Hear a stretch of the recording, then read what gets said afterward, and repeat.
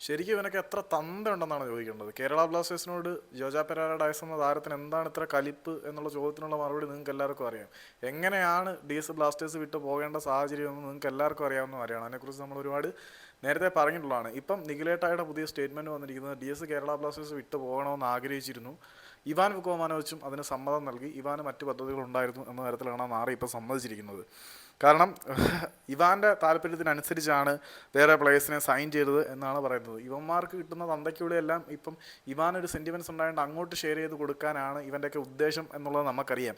DS എങ്ങനെയാണ് ബ്ലാസ്റ്റേഴ്സിൻ്റെ call കാത്തിരുന്നിട്ട് നാണം കെട്ട് വേറെ ക്ലബ്ബിലേക്ക് പോയതും അതിൻ്റെ കലിപ്പ് മൊത്തം DS ഇങ്ങോട്ട് തീർക്കുന്നതിൻ്റെ കാരണം നമുക്കറിയാം.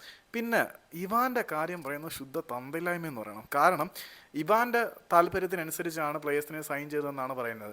നിങ്ങൾക്കറിയണം, DS പോയിട്ട് ആ വേക്കൻസിയിൽ കൊണ്ടുവന്ന ആരാണ്? അപ്പോസ്തലോസ് ജിയാനോ എന്ന് പറയുന്ന താരത്തിനാണ്. അപ്പോസ്തലോസ് ജിയാനോവിനെ സൈൻ ചെയ്ത സമയത്ത് കേരള ബ്ലാസ്റ്റേഴ്സിൻ്റെ സ്പോർട്ടിംഗ് ഡയറക്ടറായ കരോലിസ് കിങ്കിസും ഈ നിഖിലാപ്പിയൊക്കെ അന്ന് പറയുന്നത് ഞങ്ങൾ 2-3 വർഷമായിട്ട് ഫോളോ ചെയ്തുകൊണ്ടിരിക്കുന്ന താരമാണ്, ഒടുവിൽ ഇങ്ങേരെ കിട്ടി, കുറേ വർഷമായിട്ട് ഫോളോ ചെയ്തുകൊണ്ടിരിക്കുന്ന താരമാണ് അപ്പോസ്തലോസ് ജിയാനോ, നമ്മൾ അന്ന് ട്രൈ ചെയ്തിട്ട് കിട്ടാതിരുന്നതിനെ ഇപ്പം കിട്ടി എന്നൊക്കെയാണ് പറയുന്നത്. ഇവാൻ വന്നത് തൊട്ട് മുമ്പത്തെ സീസണിലാണ്. ഇവാൻ്റെ താല്പര്യം അനുസരിച്ചാണ് ഇവന്മാർ അപ്പോസ്തലോസ് ജിയാനോവിനെ സൈൻ ചെയ്തത് എന്ന് ഇപ്പോൾ പറയുന്നു. അതായത് ഇവാൻ്റെ പദ്ധതി അനുസരിച്ചാണ് ഡയസിനെ പറഞ്ഞു വിട്ടിട്ട് പുതിയ ആളെ സൈൻ ചെയ്തതെന്ന് പറഞ്ഞു. അന്ന് 2-3 വർഷം മുമ്പേ നോക്കി വെച്ച താരമായിരുന്നു അപ്പോസ്തലോസ് ജിയാനോ എന്ന് പറയുമ്പം എത്ര തന്തയ്ക്കാണ് സ്വഭാവന്മാർ കാണിക്കുന്നതെന്നാണ്.